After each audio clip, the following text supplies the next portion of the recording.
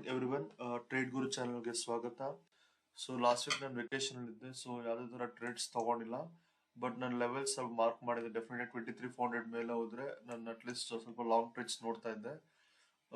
So but already Biocon ಒಂದು pilot positions ಇತ್ತು. ಇದು ಸ್ಟಾಪ್ ಲಾಸ್ ಹಿಟ್ ಆಯ್ತು ಡೆಫಿನೆಟ್ ಆಗಿ. ಸೊ ಅದ್ರ ಯಾವ್ದೇ ತರ ಲಾಂಗ್ ಪೊಸಿಷನ್ ಇನಿಷಿಯೇಟ್ ಕೂಡ ಮಾಡಕ್ ಹೋಗಿಲ್ಲ, ಬಿಕಾಸ್ ನಿಫ್ಟಿ ತುಂಬಾ ವೀಕ್ ಆಗಿರೋದ್ರಿಂದ. ಸೊ ನಿನ್ನೆ ಏನೊಂದು ಸ್ಲೈಟ್ ಅಪ್ ನೋಡಿದ್ರಿ, ಅದು ಡೆಫಿನೆಟ್ ಇಸ್ ರೀಟ್ರೇಸ್ಮೆಂಟ್ ಅಷ್ಟು ಬಿಟ್ಟು ನಂಗೆ ಯಾವ ತರ ಫಾಲೋ ಬೈಂಗ್ ಇದೆ ಅಂತ ಅನ್ಸ್ತಾ ಇಲ್ಲ. ನೋಡೋಣ, ಅನ್ಲೆಸ್ ನನ್ಗೆ ಈ ಲೆವೆಲ್ ಕ್ಲಿಯರ್ ಆಗೋರ್ಗೆ ಯಾವುದೇ ತರ ಲಾಂಗ್ ಪೊಸಿಷನ್ಸ್ ತಗೊಳಲ್ಲ ಡೆಫಿನೆಟ್ ಆಗಿ.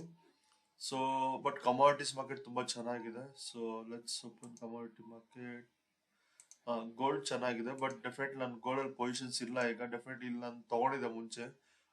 ನಾನು ಸಮ್ವೇರ್ ಅರೌಂಡ್ 7,485 ಎಕ್ಸಿಟ್ ಆಗ್ಬಿಟ್ಟಿದ್ದೀನಿ. ಸೊ ಯಾವ್ದಾದ್ರು ಪೊಸಿಷನ್ ಇಲ್ಲ.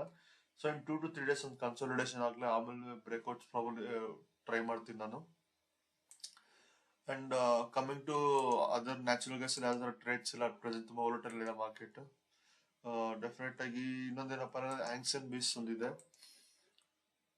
ಮೂಮೆಂಟ್, ನಾನು 347 ಎಂಟ್ರಿ ಪ್ರೈಸ್ ಇದೆ. ಸ್ಟಾಪ್ ಲಾಸ್ ಪ್ರಾಬಬ್ಲಿ ನಾನು 335 ಇಲ್ಲ ಸ್ಟಾಪ್ ಲಾಸ್, ನಾನು ಆಲ್ರೆಡಿ ಮೂವ್ ಮಾಡ್ಕೊಂಡಿದ್ದೀನಿ 342ಗೆ.